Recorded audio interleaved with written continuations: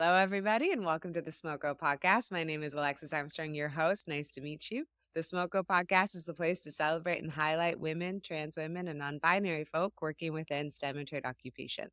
And so please come join us, tune in, take a break. We're on Smoko. Today, we're extremely lucky to be joined by the lovely Marlowe Treweeke, who is a carpenter and joinery specialist. And I had no idea what joinery was until I met Marlowe maybe a year ago. And my mind was blown about it because I didn't know that it was an occupation. And what she does is that she works on ships and she creates the internal aspects of fancy yachts and boats. So she's basically an all around badass. And we're going to talk all things joinery today. So thank you, Marlo, so much for coming on. Yeah, no worries. I'm excited to be here and support you in your endeavors. I mean, I freaking appreciate it. I really, really do. So thank you for coming on. I'm so excited to learn about it. I think people are going to be so excited to learn about it. And maybe to start, because I had no idea what joinery was until like a year ago. Could you walk through how you discovered it? How you discovered joinery, what the field of joinery is, and then why was there a draw to this occupation? What did you like about it? You know what's funny is I chuckled when you said that you had no idea what joinery was because I had no idea what joinery was either. But joinery is basically, it's millwork, it's cabinetry, it is like all the fine finishing that you find inside homes, hospitals, recreation buildings. It's more places than you could assume that it is. I don't really know how to explain it further than that, but it's woodworking. It can be really rough and it can also be extremely detailed, including dovetails and all that kind of stuff. It's broken up into two categories, I'd say, like cabinet making and then joinery. And joinery is more on the side of like furniture building, whereas cabinetry is more kitchen base and doing big wall cabinets and stuff in residential homes. What it is, hopefully that explains it. Explains it perfectly. And I think it is this kind of like mix of carpentry and millwork and doing something really fine and intricate, but then also doing true cabinetry. And how did you discover it? So that's what it is. But how Oh, was that process that you first discovered it? I don't know exactly how I stumbled upon this program. It sounds ridiculous, but when I moved out, I had the luxury of having a space below my suite that I could turn into a wood shop. And just with like previous schooling that I had done, I wanted for some reason to build all my furniture, which I did not do. I started doing woodworking on my time away from the job that I was working at the time. And one thing led to another. I started talking about it more and more. And actually, my partner's cousin ended up bullying me into getting into schooling. So it just made me look into things a little bit more. And I think somebody said to me, joinery, cabinet making. And to me, I was still clueless, but that's how it happened. You do a little research, and then it was a 6-month program that I enrolled for. So that's what kicked it off.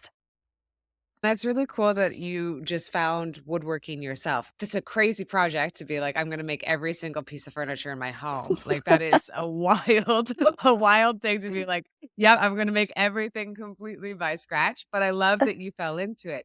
Were you self-taught for woodworking? Is it just you watching YouTube? No, I don't spend any time on YouTube. I really should because I think it's actually a really useful tool. I just don't have the patience for it. Like my attention span just goes out the door and I can't make it through these really long descriptions of such an easy task. I think I just always was the girl that was helping her dad out, doing every little project that he did. Again, some previous schooling that I had done, it was a part of my 3D modeling class that we actually had woodshop. And I felt pretty confident on the tools in there. I think it all somehow just combined and then Clicked. yeah, totally. I really don't even know where it came from myself, but everything just came together smoothly.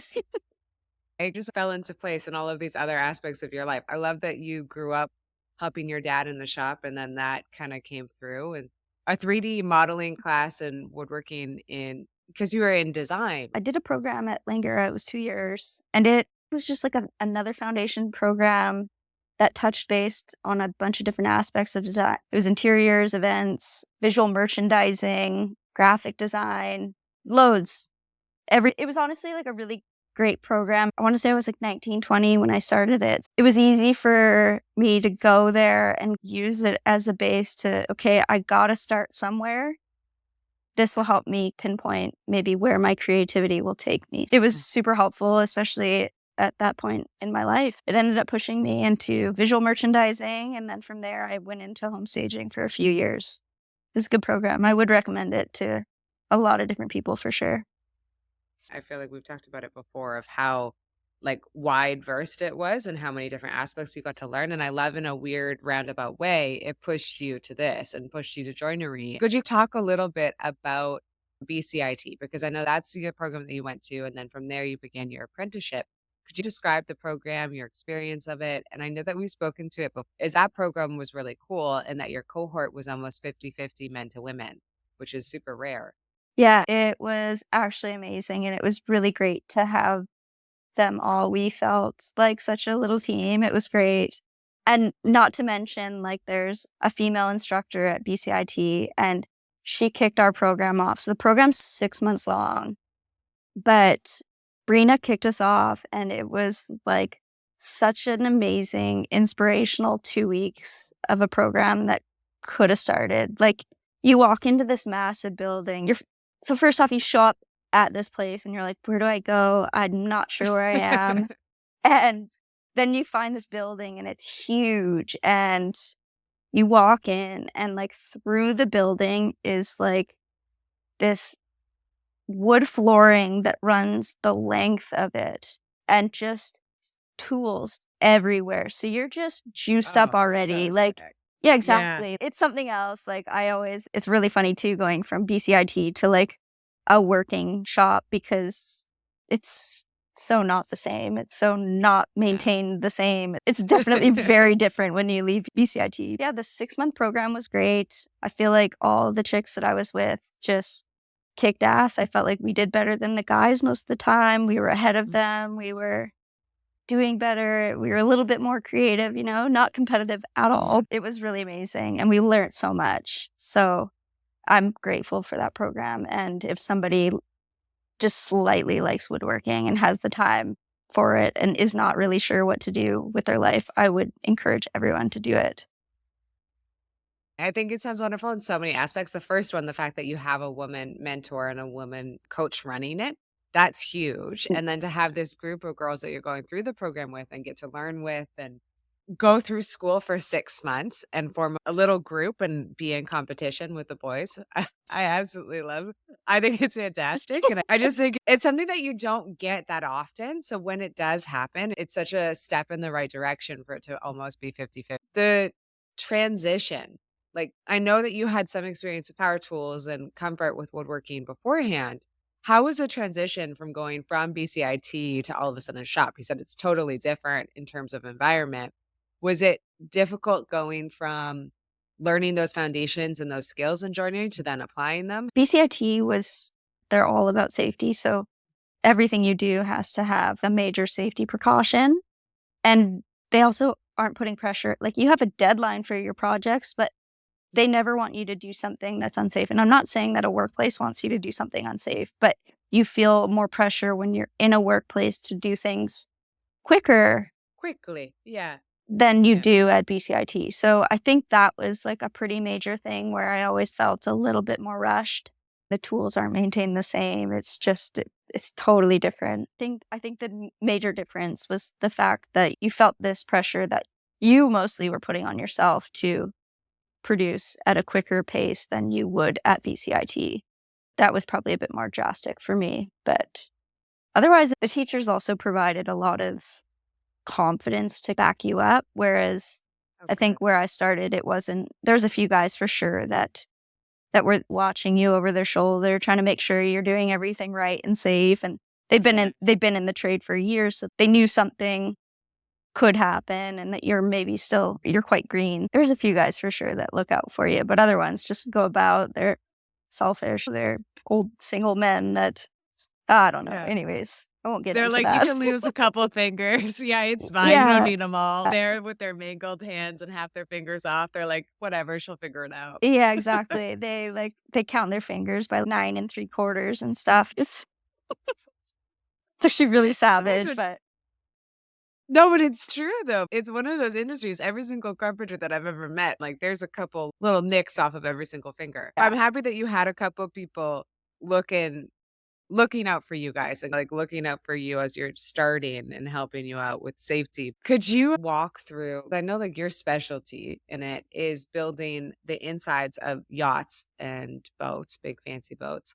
Could you describe what your role is, what a typical job looks like, and then what is a day to day? What's your responsibilities? It's a lot, to be honest with you. I feel like typical joiners and cabinet makers are in a shop and they're running a table saw all day and they're just cutting parts for people, and then somebody else is assembling it and another person's prepping it with edge tape and doing all the machining for the cabinets and stuff like that. That's not my day to day at all. It's actually quite different every single day.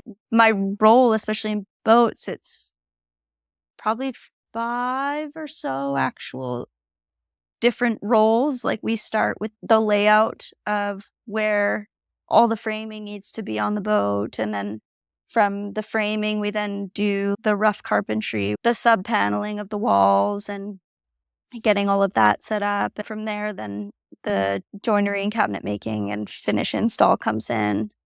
I also do a lot of the fabric work on the boat, so I'm doing a bit of upholstery as well, which actually was Okay. something that I wanted to learn.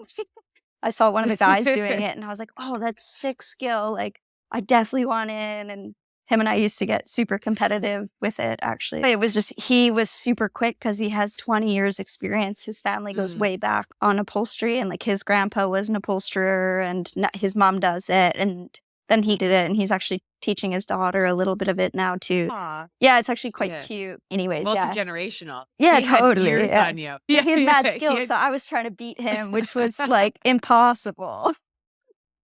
Oh, Yeah, I God. love that task. That's the same task of trying to be like, "You know what? I'm gonna build all of my own furniture." Like, it's the same kinda energy. Yeah, like, let me just try and beat you. I'm not competitive at all. It's ridiculous. I need to lay off. Right. It'll help though. I don't know. It teaches you stuff and it gets you to the next layout. So do you do everything is what it sounds like. It's like in your position because you guys are building boats and because it's a little bit of a different setup. You're not just doing the shop part, but you still have to do that fabrication and all of the actual fab of all of your cabinets. And then you also have to do the install and Yeah, then the framing. yeah, which, like, typically, it's actually split up into different careers. So, it is it's a really interesting place to be.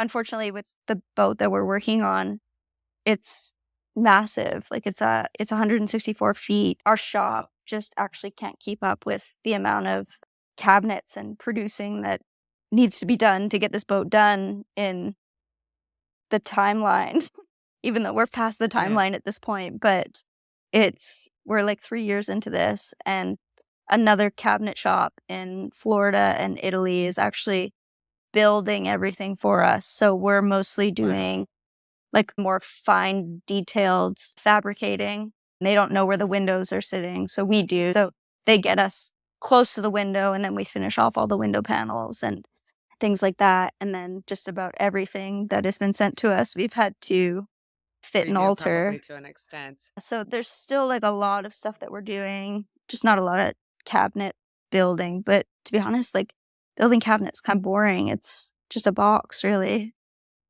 Yeah.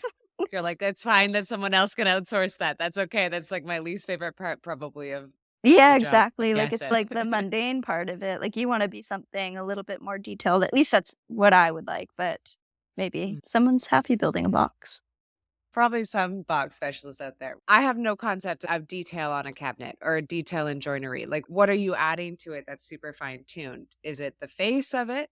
Taking it from a box to something more fine-tuned? I mean, a boat is never square, really. We make it square. So we are working off 30-degree Nice. angle and all that kind of stuff. So we've got angles we're working with, we've got curves we're working with, and we're trying to make these panels and cabinets fit tight and seamless without having to throw in a bead of caulking. We're doing a lot of scribing, which is basically following a line with our pencil and marking that on the cabinet, and then we're taking a router and a straight edge or whatever and making sure that cut is perfect for that angle that's already on that boat. That's what I mean when I say like fine details of things. I mean, there's like a lot of like electrical and stuff, and they've all got fancy keypads. So our panels actually are, most of them are removable. The whole boat you could basically remove with a little Whoa. wedge basically and just clip everything off, because you need to be able to maintain everything. That's why it has to happen. But I need to fit my wood panel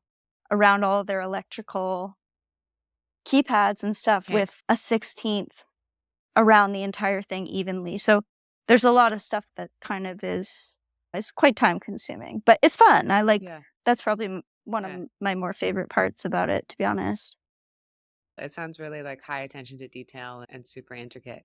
And you touched on it a little bit on how big this boat is. And I've worked on boats for a long time, but even then I'm still like blown away by seeing them in dry dock and seeing them out of the water and how big they are. Yeah. Could you describe what the shop looks like and then what the process of building the ship looks like from the very beginning 3 years ago when you got it to now? And what was the first impression when you saw the shop? Were you like, holy shit, this is crazy? When we first got the boat in, we were working on a boat that was 117 feet, which for me, I didn't really grow up around boats or anything. My parents never had anything like it. Was this foreign thing to me. And here I am stepping onto this yacht that I think is massive. And then we're finishing that one and starting our rough layout on this 164-foot boat. And it's like, it's shocking. You're like in this empty hull and it's dirty, it's dusty, it's dark. You've got temporary lighting everywhere. Like,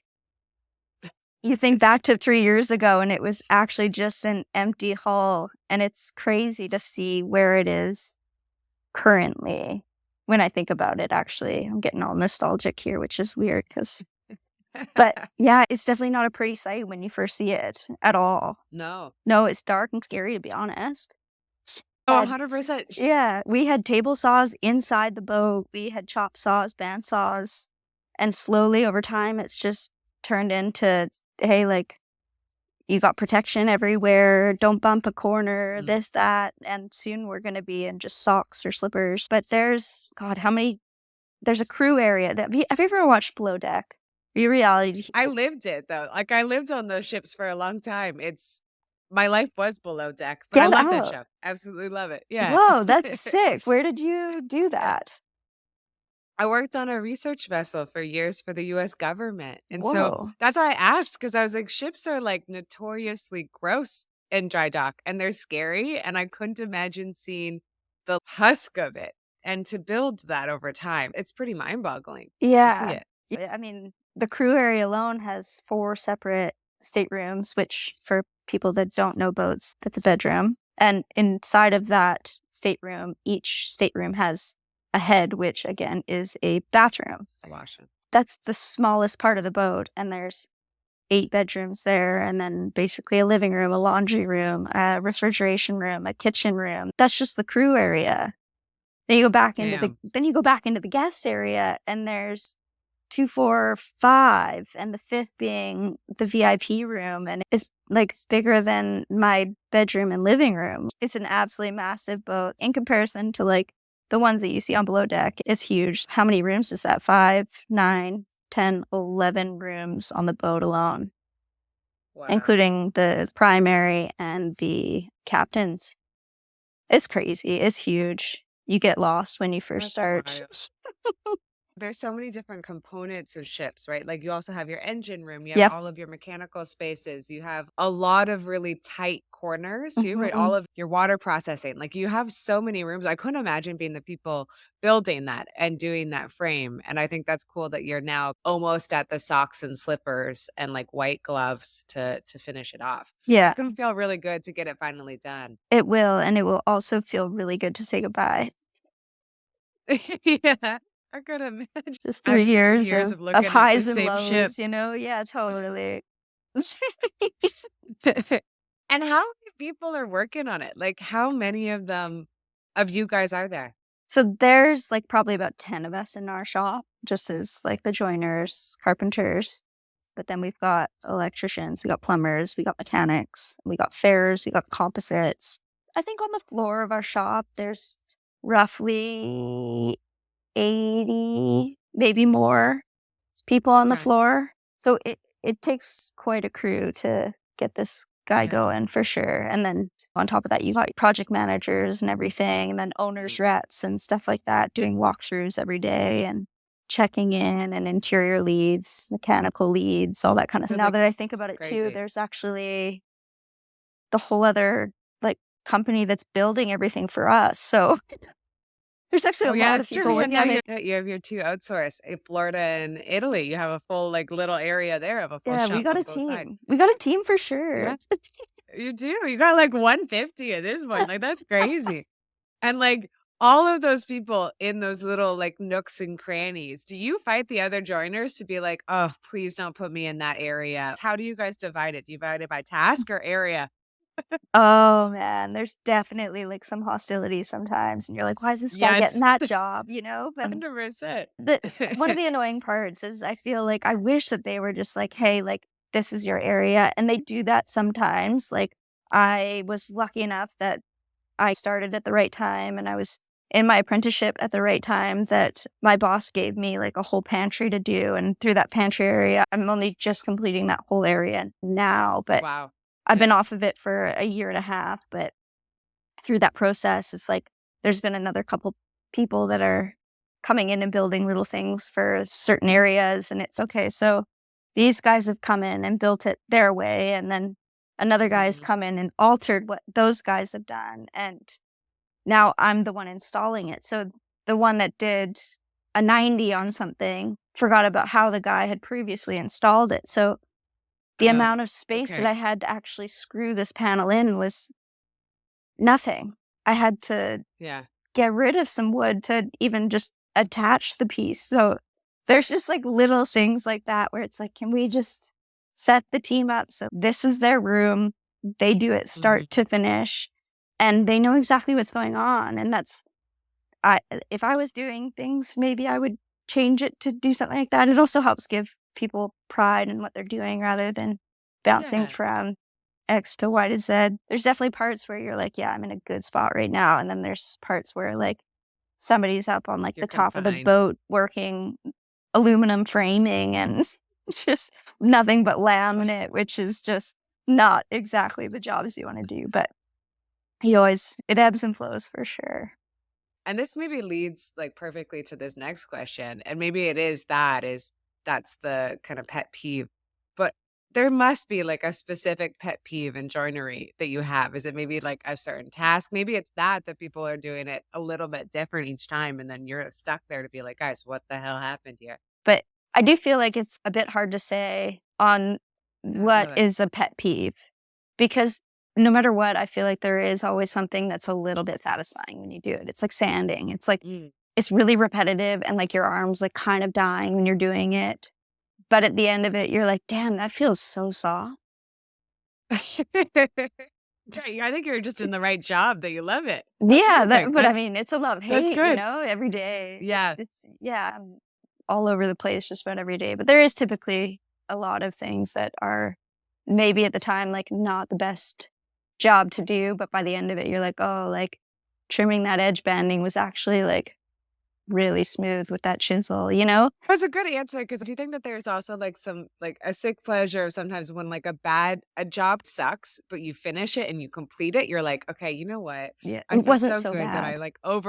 I overcame this, and now it's done, and now I have bragging rights that, like, I did the, like, shitty job all day, but, like, look how good it is." So it's Yeah. like, look look at the kinda, Look at like, what I end built. product. There But is, like, and I think that is the thing about what I'm doing is that most of the time it's really frustrating the entire time, and then I get to the end of it and I'm like, "Oh, that looks fucking amazing," Like, but it would be nice also if it was just, like, a little bit quieter, like, you got the guy next to you on a tool and you're actually just doing layout and it's the silence is really nice and then that tool kicks off and it's nothing but noise and it's, like, screechingly loud and you get immediately angry. it, like, instantly sets your teeth up. Oh, I think totally. people like, anyone who works in STEM and trades, I feel like we all need our hearing checked because, like, I know exactly what you're talking about, that you're like, finally you find like your peaceful corner and you're like, yes, no one's gonna bug me. I'm just gonna do this map. And then someone just like starts a rock saw like right next to you, like where and you're like, oh What come on, happened? man. Yeah, like, why are we doing Yeah. this?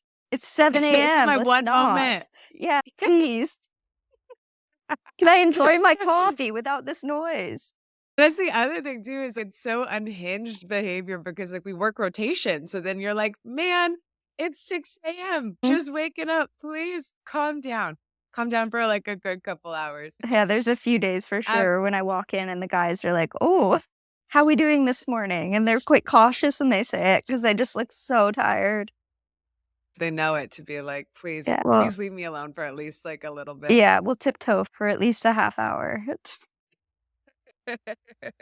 And on the flip side of that, so like other than a pet peeve, what's something that you really like? Like what's something that you nerd out about? If you could pick maybe one technique, one tool, what's something that you really enjoy? I kinda love making jigs, to be honest. I feel like it's, like, a good combination Okay. of doing layout and cutting things and fitting them, but then you gotta use it over a bunch of times, and it helps cut the next job in half because you've already got this perfect little thing that's stenciled and ready for you to just make that Mm, easy cut. So, I think jig making for sure is, like, up there. Also, I just completed my 4th year of school, and in 4th year, you learn amazing. about veneer, and you get a Oh, cool. yeah, so you get to play with veneer, and it's artsy and crafty, and I don't know, I've been starting to do it just sitting in front of my TV while I'm hanging out and stuff like that. It's fun to make patterns and play around, and you can cut it with a knife, like an Olfa blade, so you don't have to make Oh, dust, you don't do sick. anything, like, crazy, it's just Yeah, it's not it's messy. like arts and Yeah. crafts, so I've been really liking that for the past, like, little bit. So I'm excited to do a lot more with that, to be honest with you. Yeah. What is veneer? Like it's kind of a solvent or almost like a paint, isn't it? No, veneer is actually it's wood. It's just a really thin piece of wood. It's like a millimeter thick. It's Oh, I didn't know it was wood. I thought it was like a paint. no, God, what are you thinking Okay, of? sorry. I think I know what you're thinking of. I just can't come up with the name. Like veneer coating, I think is what I'm thinking of, or like almost maybe a different word of it. Okay, so what is veneer? Then I don't know what veneer is. I would love to learn. So veneer is it's wood. It's cut in different ways from a tree. So it can be the tree can be spun and hit a blade, and that blade just thinly slices. It's like peeling an apple to Cool. help give a visual. And then that cut off, like the apple skin, is your veneer. And you can slice it diagonally. So you get a bunch of different styles of veneer itself, and that's cool itself, and then you can flip it, you can turn it upside down, you can make all these patterns, and it's really fun and creative. I love it. It's kinda nerdy, I but love that. yeah, That sounds really cool, and it sounds more arts and craft, you're right, like, it doesn't sound as messy, it doesn't sound as, like, intensive, it sounds super fun and yeah. creative, It can be pretty different. boring as well if you think about it, like, most of take IKEA, for instance, like, just about everything in there, nothing's solid wood, really, everything is it's a plywood or it's a cord material with veneer on it, so most of the furniture that you see every day, your kitchen cabinets, those are veneered or laminate, one of Okay, the 2, okay. but yeah, you see it way more often than you think you do. Yeah, I didn't even realize that I was seeing it, I had it as paint, I really did, I had it as, like, a veneer coating, and I thought it was paint, I did I not think it wonder was what wood. you're It's thinking very of. cool. I'm I curious don't know. now. We'll have to find out. I have no clue. It's gonna be like bar top or something, like, really weird and not related Are whatsoever you thinking like a if I know my lacquer or own brain. something? Just like finish? I have no clue what I'm thinking about, but I'll let you know once it comes to me. Yes, please I'll do. send you a Yeah, message to be like, "This is what I was yeah. thinking and picturing in my mind." And when you're talking about jigs, could you explain to me a jig? Because I thought I knew what a jig is, and now with this track record, I probably don't know what a jig is. Ooh, I Could you kinda wanna have explain? fun with this. What do you think a jig is? Okay. This is like test Yeah, for a little someone who's bit. I never done mean, woodworking. Okay. I thought a jig was something that you created to help guide you when you did your cut. Was a jig. yeah, I mean, that's pretty spot on. Really, it's basically a stencil of what you're trying to cut. You could take a perfectly cut circle and you could place it on top of something, and you could grab a router and put like a tracing bit on it where it's got a bearing and the cutter sits below the bearing. So whatever that bearing follows, it cuts. So a jig Cool. basically, it's a stencil. It's exactly what it is. They're handy and they're fun. Super cool. Yeah. Yeah, I love it. Because once you make one, it's just so convenient and it's so easy to keep using. I feel like I would really like that as well. It just makes your day a little bit more Yeah, smooth. and a lot of them too are just like visually appealing. Like I was laying into my boss the other day because he's like, "Hey, do you know where this jig is?" And I'm like, "Well, if we had a wall of jigs, we would know exactly where it is." Our shop is extremely disorganized. And so I've just started like Mm. compiling all the jigs that I've made, and I've started screwing them into the walls so that I know where they are. Just Mhm. visually, it's, I don't know, maybe it's just my eyes, but I find it very appealing to like look at all the jigs that you've made and know that they're there and here's this, and it helps inspire as well. Yeah, I feel like it would be beautiful to see that, just like pieces of nice, intricate wood on the wall. I feel like that is definitely very visually, Yeah. but then also nice. I love a good organization. I really do. I think it was like from all of the like lab work that I've done.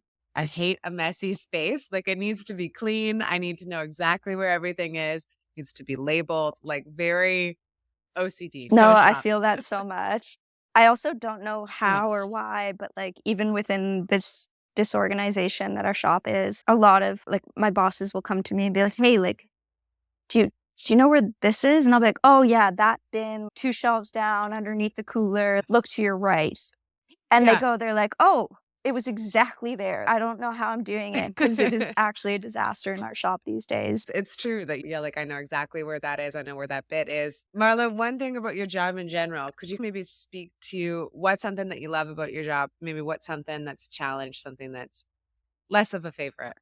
To be honest, I work with a really good group of dudes, and throughout the day, we are social, we've got banter. It's really they've between all of us, I think that we've created a really nice environment, and I think that really helps get through some of the shitty parts of the day where you're doing something over 3 times, or you cut a hole that's Yeah. supposed to be vertical when it's supposed to be horizontal or vice versa. Yeah, if you mess up and you cut a hole the wrong direction and you've already cut the fabric and you're costing the company X amount to replace that leather panel, like little things like that happen throughout the day and you just feel guilty as ever.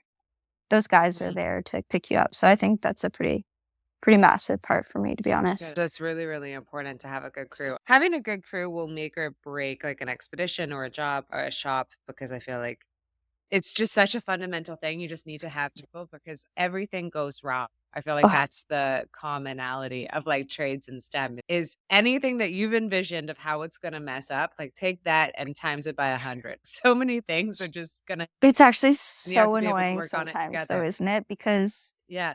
just when you're like, "Oh, everything's going so smooth," you're like, "Man, I'm having a great Oh day." no. And all of a sudden, you're like, Yeah. "Fuck." Like, that did not just You're happen. like, we're Your day screwed. is Yeah. ruined, you're beating yourself up mentally, like, it's brutal. Goddamn, I hate that. I had that all week this week. I hate when that Yeah. happens. Like, you almost jinx yourself. Like, I know I've been in, like, situations where I'm like, "We're all good unless this one really niche thing happens." And then it's like cue to 10 minutes later, and you're like, "That one really niche thing Yeah. happened today, and I don't know why." I remember one time I walked into my lab. I worked in an X-ray lab or in charge of the X-ray lab, and so it's, like, really specialized equipment that basically cannot see water. Like, it has to be really isolated, it has to be really clean, and I walked into the lab, and there was just standing water all the way up to, like, almost halfway up the machine, and What? I was just like that was my thing. I think I almost cried. I was just like where is this coming from? There's nothing in this lab that could contain it. And it was like coming from a wall, coming from like a water mount within Like a leaking pipe. whole day. You're Yeah. Yeah. kidding And me. it was Oh just, my God. it was everywhere. It was one of those that, you know what I Yeah. mean? I cried. I was just a mess. I was like, what do you do? But then that was the like testament. And you mentioned it of having a good crew. Is I sat with my bosses and they like took me aside and they're like, it's okay. Like it was a complete freak. Don't worry about it. Go outside, have a coffee, Yeah. hang Go for a out. Like walk. Take we'll help 10. you with Yeah. it. You Yeah. gotta love that though. You know it's They're a good good. boss and they're like, "Okay, you know what? This sucks. We get it. Go take Yeah. 5." It makes or breaks it. It Yeah, it really totally does. does. I don't know for this next question, Marla. I have no idea because this the length of time of projects is so long. Do you have a favorite ship or project? Has there been one that you've like really liked? If so, why? And then is there something maybe that you're like, I never want to see that devil ship again? That should never come into our shop. I'm still really new to the trade. I'm only like 4.5 years deep into it. So I came into this job and I was probably around 3/4 of the way through the previous boat, the 117. So it was again at that better part where you're building headboards and you're starting to get into your socks and your slippers and everything's a little bit more Yeah. fine detail. So I got to be in the good stage of that boat, whereas this boat, I've been through hell and back for sure. And I keep hearing from the guys that no matter what, like, you hate the boat when it leaves. I could see it. Totally. 3 It's 3 years. years on the same boat. Like, luckily, we're not doing the same thing every day. I think Mhm. at the end of the day, I feel like this boat will probably be out of the 2 boats, it'll be my favorite boat. But Yeah. I think it's just because it's my first full boat, and it's also one of the largest boats that's built in Canada and I believe North America. Don't quote me on that, but It is huge. It's a yeah, monster. 170 is it's absolutely ginormous. massive. I think that's always gonna be something that really stands out for me. What a crazy experience to that be your basically your full boat is one of the biggest in Canada and the biggest in North America. That's pretty crazy if you think of it, Too. and you should be super proud of Yeah. yourself to be like, that was my first full. We're trying actually right now. I'm like forcing my partner to come down and like look at the boat because I'm like, come see what I Aw. do. But we have to go through a little bit of a process because obviously the owner is private. So we need to check in with the owners of the company and all that kind of stuff to make sure that a few of us can have our loved ones come down and see where we work and what Yeah. we've been doing for the last 3 years. There's definitely a feeling of proudness. That's for sure. Will you see it go into the water, or how is the last couple of days? Yeah. So Do you just hand it off? How does that work? if that was that easy, actually we had to extend our shop just temporarily to fit this boat inside of it. So I think it's gonna be a really interesting day when we move it outside. One, we actually finally get to see like the true size of the boat because it just doesn't Yeah. seem that huge when you're inside and you're walking in off a mezzanine and all that stuff. But when another boat leaves and you see it from the side profile, it's whoa, this thing is massive. But it's not even all together. Yeah. Like The scale we of can't it. even put like the very Yeah. top of the boat on because it won't fit inside the building. I Whoa. think it's like a pretty big ordeal. I think we need to get a crane. But I'm looking forward to I told my boss like 2 months ago, I was like, I'm on sea trials. You're putting me on sea trials. There's no Yeah. debate about it. It's happening. I'm definitely looking forward to these next few steps and seeing it outside and getting on the water with it. I'm sure there's something that's going to go wrong, but I'm still Oh, all yeah. for it. It'll be chaotic. Like our sea trials, we'd always be like, "Oh yeah, you know what? We're good." Like that dry dock was so good. We got everything. It's gonna be perfect. And we go to sea trials and be like, "How everything." So it's gonna be chaotic. Yeah. And for sure will be Yeah. chaotic, but it's gonna be such a cool experience to be on the ship and to do your first sea trial. That's gonna be so fantastic. I'm Totally. happy that you were like petitioned your boss to be like, "Get me on that ship." He's going to have to deal with a serious wrath if he doesn't put me on it. I'll be honest.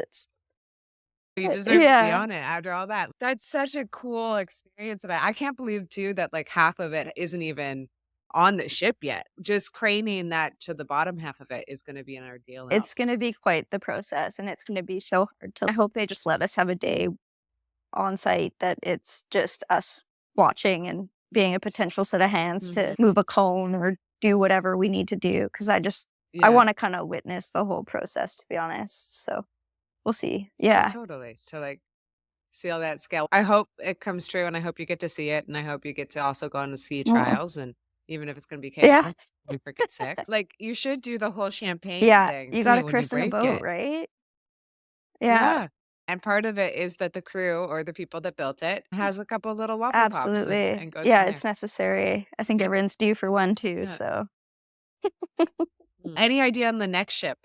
Do you have any clue of what's coming down? You know what? We do actually have a pretty good idea. We've got a lot of projects coming in. Not to mention that this company that I'm in has 5 different companies. There's one that's putting vinyl wrap on whatever is in front of it. There's another one that's doing kind of more like a sport fishing boat, all made out of aluminum. There's a lot going on in the shop for sure. But the next boat, I believe, is, I want to say it's an 80-foot boat, or it's 120. I don't know. It's 120 maybe. I'm not sure, to be completely honest with you. But currently, compared to nothing in comparison. But currently, the boat next to us, the welders just cut off the very back of it, and they're extending it by 40 feet or something. You know those diagrams that are like cut in half and you see the inside of something? It's exactly like that right now on the back of the boat. It's kind of cool to see it at the state that it's in, right? But yeah, they're extending that by 40 feet or something. Absolutely crazy. It's big, but it's not as big. And I think that's going to be a major relief to a lot of people in the company. Yeah. I think it'll be like a little bit less stressful, and also it'll feel really easy. You guys will be like, we got this. This is like compared to that monster that we got. That's cool that you got to see it as like a cake slice. Marla, we're almost at the end of it. To wrap us up, what's something that you're working on right now? I know that you've started your own company called Tranquilo. Is that kind of the major thing that you're working on at the moment? What's something that you got? It's been an ongoing process. That's actually a part of my like beginning story for sure, and how I got started and Instagram taking off kind of thing, and a lot of support by friends and family. That's always just a side gig that's going on for me. My shop actually ended up getting rid of their CNC. My buddy and I are just in the process of setting it up, and hopefully within the next couple of weeks we'll start writing and running programs and playing around a little bit, because CNCs are cool. I love them. I love a good CNC. They're like honestly so useful. You can do anything with them. Totally. And then they're going to make the perfect jigs. Like, as good of a jig that I can make, they will make me a 10 times better jig. So that's like, it's 10 out of 10 for me, you know? All comes down to jig making for you. Oh man, I didn't realize I was such a fan about jigs, but apparently I am. Oh man, I love it. Because I saw your crib boards, which are beautiful. And then is there kind of something that you're working on that you love to work on with Tranquilo? Is there a specialty, or is it a little bit of everything? I'd say it's a little bit of everything. I do like the process of like, okay, this is what I want. Like the customer relation, I think is kind of fun. As much as I hate doing emails and all that kind of stuff, it's once you get a good idea of what they want, then it's fun seeing that design come into fruition, and the end product is always really satisfying. I quite enjoy that part. We'll see where this all takes me. I really have no idea. I'm just going to wing it and see what happens. I think that's like the exact way to go. I'm excited to see what this CNC. Take a photo of those jigs. Next time you make a jig, please send me a photo of it. I would like to see your jig in normal creation, and then a CNC. You know what? I will, once you got it all set up. I will send you an email. I just did one that I quite liked. And the way we finished it up was, do you know what a gouge is? Ooh, like when you take a little section? Yeah, basically. It's like a little U-shaped chisel. It's really tiny. Anyways, we just did this jig, and we were both, like, what are we going to do? And I just started drawing and figuring things out. And it was so much geometry that I like never knew that I had in me. But it all worked out, and it turned out great. And we got to the end product, and we're like, okay, what are we going to do inside of this jig to make it pop? We ended up gouging out the whole center of it into this like really textured pattern. So it looks really nice. It was really Gorgeous. satisfying to do it. So it was nice to see the jig come and then followed in by the finished Uh-huh. product and cleaning all that up. So I will send that photo to you. Oh, yes, please. And I will post it on this episode. Well, thank you so much. It was so much fun talking to you. It always is so much fun talking to you. Thank you for coming on. I really appreciate it. And thank you everybody for listening. This is the Smoko podcast. Thank you. It was a pleasure. Yeah. It was super fun. I love it. I learned more about jigs. I have to figure out what I thought about veneer. I learned what veneer Yeah, please do. was. I'm dying to That'll know. be This my will be email good. to you. I'm a complete rookie. Oh. But thank you for coming on, and thank you guys for listening. We will see you next week. Okay, bye-bye.